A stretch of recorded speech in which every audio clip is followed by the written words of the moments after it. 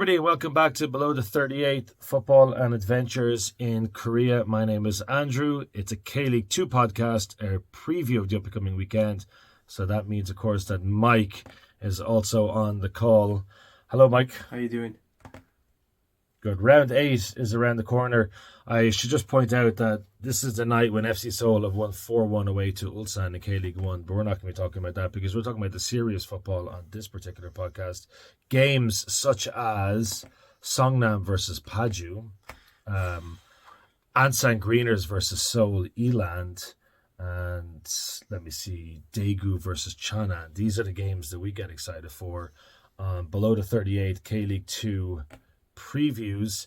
This is episode 21. We made it as far as 21. It's always a celebration back home when you make it to your 21st birthday. No celebration for us here tonight. We're just going to crack this one out. And hopefully our teams can pick up some wins. Certainly my team needs to pick up a win. I think Mike is doing okay as things are currently working out. You can find us on Twitter. I'm not sure how often we use it, but we definitely use our YouTube and our Instagram accounts a lot. And they are at Below the 38th. And these podcasts are also beginning to make their way onto Spotify, iTunes, wherever else you get your podcasts. So please like, subscribe, tell everybody about us. Even if you hate us, we'd be happy to get any feedback that you might have. So let's have a look at the big fixtures that are coming up this weekend. We both indulged ourselves in a K-League 1 weekend last weekend, with the exception of the drama in the 94th odd minute. It wasn't a particularly great game, and sometimes the wide open spaces of K-League 2 are just as interesting and just as fun as a game in the top flight. And K-League 2, Mike, as you know, begins with an absolute belter this Saturday. It's 2 o'clock in Gudok, and it's the meeting of the surprise package. I think I tipped them to do well this season on our podcast. It's Busan I Park against Suwon FC. It is indeed, and it's one of the biggest games so far this season, isn't it? Busan running away with the league title as it stands. Suwon FC, they have played one game less. They've only played 6 games, not 7. A win for them would actually put them just 3 points behind Busan with a game in hand. It would also allow them to draw level with the other Suwon side as well. So the stakes in terms of league permutations are massive, but frankly speaking, Busan or I Park are no pushovers, are they? 16 goals in 7 games. They conceded 7 in one apiece each game, but they look a very tidy side this season. Yeah, I was at the last meeting between these two sides in December 2023. It was just after the Blue Wings had gone down. Busan won the first leg of this playoff against Suwon FC in, I think that was an Asiad. I think Lee Sung-woo was sent off. He was certainly suspended for the second leg because I remember he was sitting near the media seats. And with 11 minutes to go, Busan I Park were 3-1 up on aggregate and cruising back to K-League 1. And then Ricardo Lopez inspired comeback, brought the game to extra time, and Suwon FC absolutely wiped the floor with Busan at the end. So I wonder there might be a slight air of revenge hanging over Gudok on Saturday. That would definitely make it a lot more interesting. So this is 2 o'clock on Saturday. You just hope. It's hope against hope at this point that there's going to be a big crowd at it. The way things are working in Busan, there's absolutely no guarantee of that. I'm going to run a side of caution on the crowd sizes for that one. But I'm just looking at the Busan attack. Cristiano Renato, Beck Gallen, both got 4 goals apiece, and former Greener Gabriel is also scoring goals for them. But also, Woo Ha-jung and Matthias Fritzo, they're also banged them in for Suwon FC. So I think it's one of those, it's either going to be a turgid 0-0 or it could be an absolute belter of a game. It's definitely one to tune in for. I would be surprised if any of the K1 games match this one for quality. Quality and probably excitement too. Yeah, I agree with that. I guess you're saying 16 goals scored, 7 against for Busan. Suwon 13 scored, 9 against.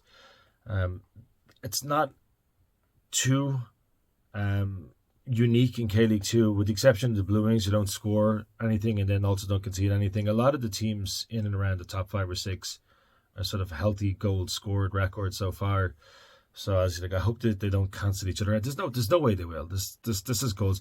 I think if I was to make a prediction on this, I would say not just a score draw, but probably a big score draw. I think we're looking at 2-2 in this one, and possibly even 3-3. That'd be pretty cool.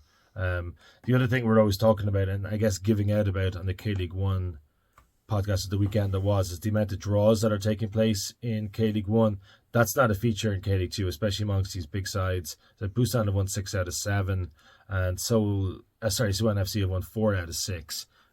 Their form has slipped off a little bit, but this seems like the perfect game to get it back.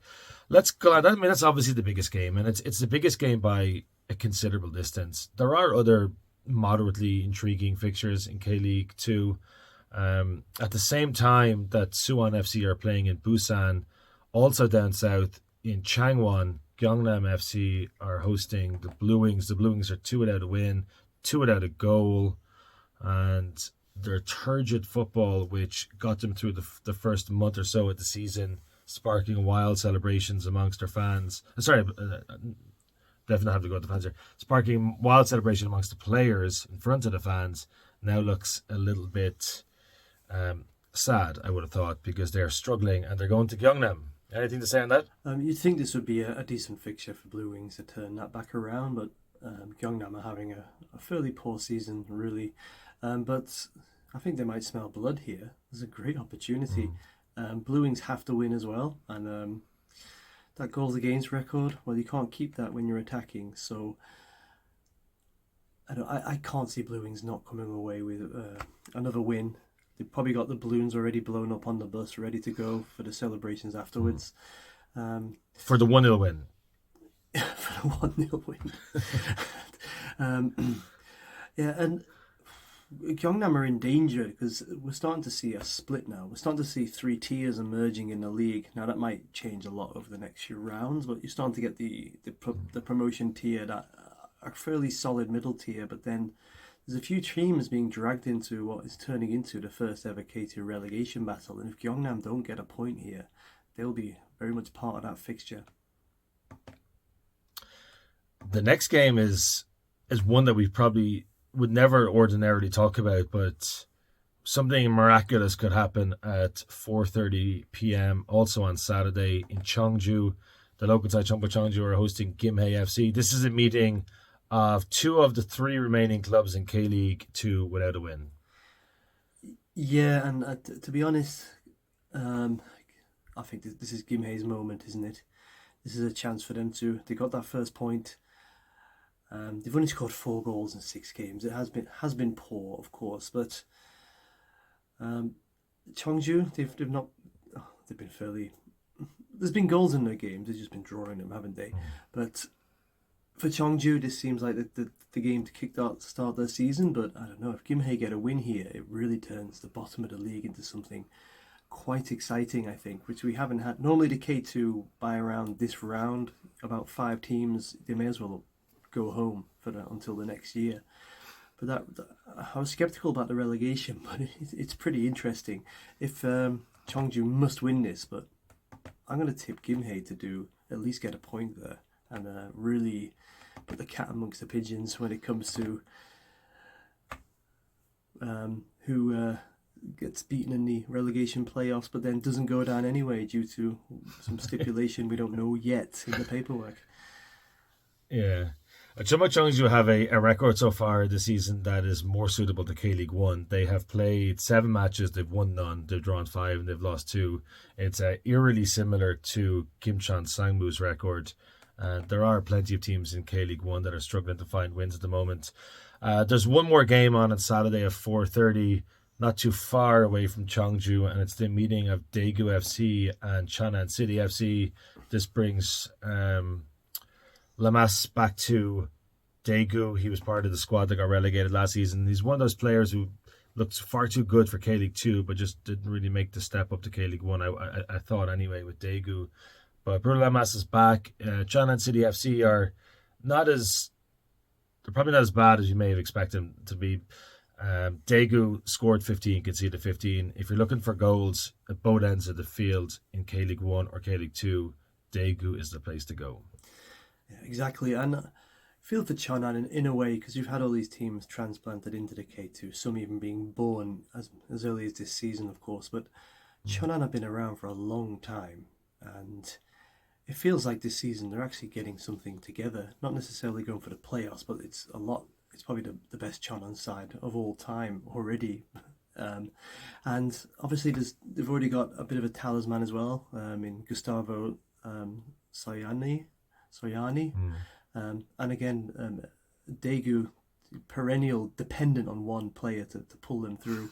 Edgar's emerging there, so I think that's an interesting battle.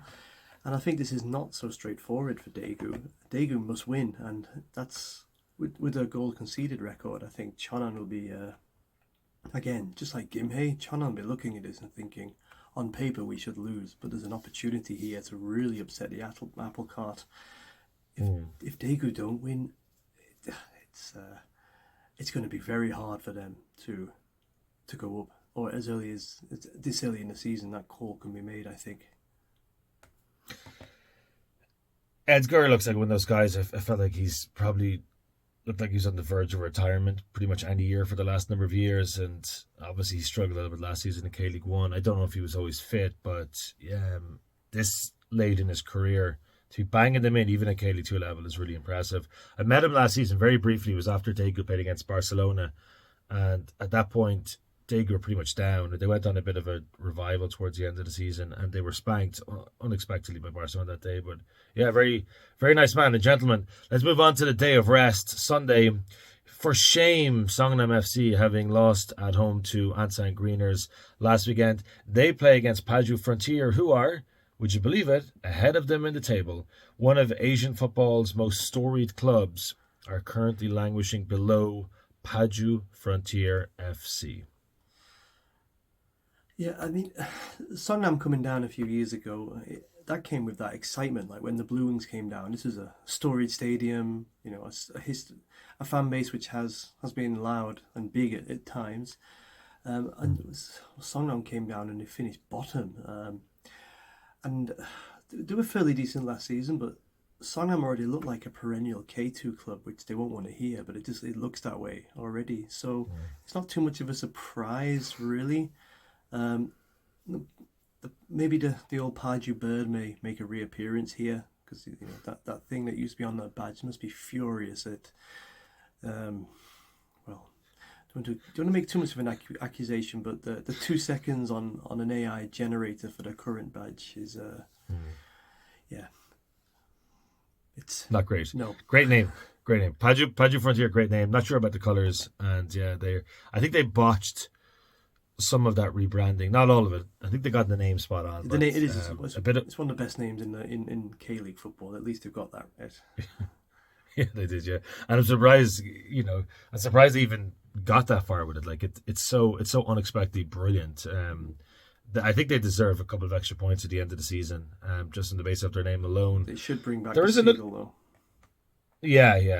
I said they almost got it bang on, but there's still a bit of work to do this coming winter. I probably did Ansan a little bit of an injustice there when I said there's not too many big games on at the weekend this season. It's not necessary, or this weekend, sorry. It's not necessarily that Ansan are great. I mean, they're probably performing better than certainly I would have thought they were going to be doing at this point of the season. 2 wins in their opening 7 games. They've only lost 3 times.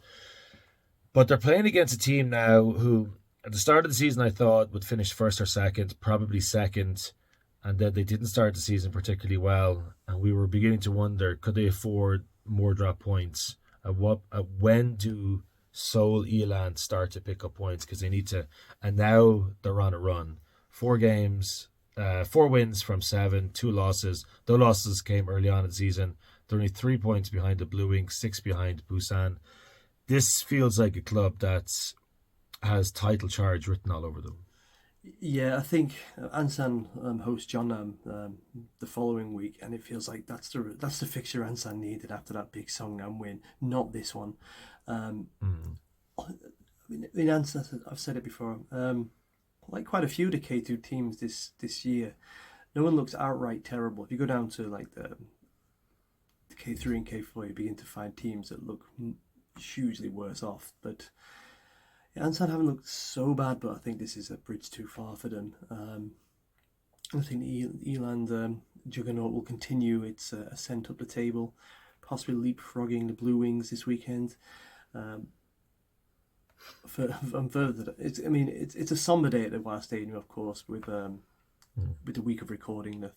If you follow football, obviously Wednesday is the Hillsborough disaster, and Thursday is memorial of the Sewol disaster. And I think there'll be some ceremony before the game at the West Stadium. Probably worth checking out if you're neutral. But then you'll probably see, I think Ansan will huff and puff, but ultimately Eland will knock the Wolves' door down. The analogy fairy tale failed there a bit. You sound that so long. I actually know where you're going with that as well. Look, let's move on. The next fixture, I think I would have marked it down as just a complete and utter skip had it not been for the fact that Gimpo recorded a pretty impressive win in Big Bird at the weekend. Leonard Plana comes up against his old side as Hwasong host Gimpo. Now, like you were saying there, actually, it's kind of interesting that this is the worst fixture that Ansan could have gotten after beating Songnam. Gimpo's reward for beating the Blue Wings is another away trip. They have a whole host of matches on the road. And like we said a couple of different times on this podcast, if they can stay in the playoff hunt by the time they go back to Salta, and they have a bunch of home games to look forward to, that could be absolutely crucial for them. But, you've just won a Big Bird. There were 15,000 people there. Now you're going to Hwasong on a Sunday. I mean, yeah, it'd be like a training pitch game, wouldn't it? Be very difficult to see where the stands are. It's, I think, is it 17 miles to the front row of the seats from the pitch? Hwasong again. They're another side that I think just like I've said about Ansan, etc. They're not too bad this season. They'll take points off teams. They'll probably upset the promotion playoff race without ever being in and amongst it themselves. I've got a feeling Gimpo, they're looking quite good. They've also only played 6 games, so if they win this one, they could shoot up as high as potentially third if all the teams above them lose. And if Busan do get that win and they fail to win as well, I think Gimpo should be sitting in 4th by the end of this weekend. Yeah, that'd be tremendous, especially given the difficult schedule that they've been presented because of, I think it's pitch repairs at Salta. I know there was definitely talk of expanding the stadium behind the goal. The one goal doesn't have a stand. I don't know if that's what they're doing this year. I might try and find out for the next pod, but I think it's a tricky schedule. Luke will be down there, I guess, following his hero as well, so that should give Gimpo a boost. Just below Gimpo on the table is Cheongnam Asan. Also played a game less than a lot of the other teams in the league. Also performing better than we would have expected. And yet the news has been broken today. I don't know if it's confirmed or not yet, but it looks like they're going to part ways with their manager, In Kwan-chik. That is despite a very impressive start to the season. They came so close to promotion 2 years ago. Last season was a bit of a damp squid for them. There were issues with players not getting paid. They have a great start to the season, a really good start to the season. And now questions need to be asked, I guess. How on earth are they managing to lose their manager at this point of the season? We don't know enough about it, but they do host Jeonnam Dragons, who are firmly in the relegation battle. Yeah, so this could be a real boon for Jeonnam because they look in deep trouble already. So yeah, I don't know what the story is. The story is behind that. Obviously, Im Kwan-chik had a spell at Ansan a few seasons ago. So not much to write home about with that spell, to be honest. But yeah, he's not been at Asan very long. I don't know why that's happened. Of course, it would. It could be vital for Jeonnam because there's that slight possibility. I think again, if if Jeonnam Yongin or Gimhae came up against the Shihung side at the moment, they could well face getting relegated against them. Jeonnam Dragons in the K-League 3, that would be quite a fall. Yeah, you wonder at what point they might just stop investment at that point. Like, just what is? I mean, these guys won the FA Cup over COVID, and like when I first came to Korea, they were not so much a yo-yo club. They were definitely a feature in K League One, and now to see them where they are, and like the funny thing as well is they won their opening game. Was it 4-0 or 4-1 away to Gyeongnam, and it was all pretty exciting. Because we sort of joked that they start every season really well and then collapse right at the end of the year. Gyeongnam did have a man sent off in that match, but since then they played 6 matches. They've won none of those. They've lost 5, and they've gone from having a goal difference of around +4, certainly it's +3 at least, or +4, to now a goal difference of -5, and we're only 7 weeks into the season. It's a really extraordinary turnaround, and things don't look good in Gwangyang. I think it's fair to say. Yeah, again, that disruption at Asan is great timing for the Dragons, because my word, they need it. The one of, is it Jeonnam, Gyeongnam, Songnam, obviously Suwon Blue Wings, Busan iPark, Daegu. These were all staples of the top tier just over a decade ago, and now they're more mired in the second division. It's been quite a turnaround in the past 5 years between the club power, hasn't there? Yeah, and it's weird because you look at the K-League 1 table now and you see Anyang, second season up in K-League 1, Buchan, and their current guys had never played K-League 1 football before, like Anyang, previous club had. Gimcheon Sangmu, a bit of a yo-yo club, Gwangju, a bit of a yo-yo club, Gangwon. There are 3 former Asian Champions League winners playing in K-League 2, and one of the more recent winners of the Korean Cup are also playing in K-League 2 and possibly going to K3 next year as well. We're heading towards extra time here. You might get the 4th division is going to come out with the board here telling us we only have about a minute to go, which means that we should have about another 5 minutes of action the way things operate over here. But I did see today, we were talking about this, I think, on the podcast, Asian Champions League, women, I think it's called the Asian Women's Champions League. There are semi-finals and finals taking place at the Suwon Stadium. They're doing that thing that was pretty popular around COVID of just having like a centralized location for the last 4, and then the final. There are teams from South Korea, North Korea, Australia, and Japan competing in this. And one of those fixtures, which is the semi-final, is Suwon FC against a team from North Korea, and Nagoyang is the name of this team. And there were rumors a couple of weeks ago that this team was not going to come over. But slightly more positive news today that the Unification Ministry, this is according to Korea Football News on X. Please follow that page. It's a really good page for information on football in Korea. They're going to review the protocols for this squad's arrival. And if they are able to come over, Mike, it'll be the first time since the Pyeongchang Winter Olympics in 2018 that athletes from North Korea will have visited South Korea.